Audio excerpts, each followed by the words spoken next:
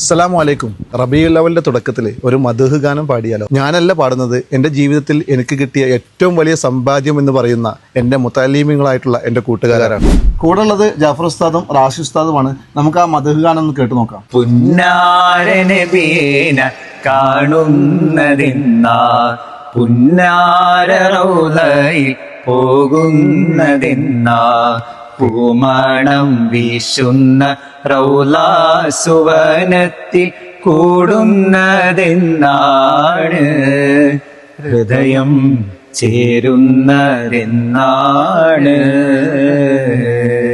എന്റെ പ്രണയം അങ്ങോടാണ്, വൈകാതൊന്നു വിളിച്ചിടണേ.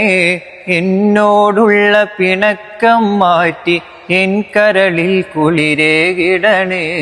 കൽബിലണഞ്ഞൂടെ ഹബീബെ, കനവിൽ വന്നൂടെ.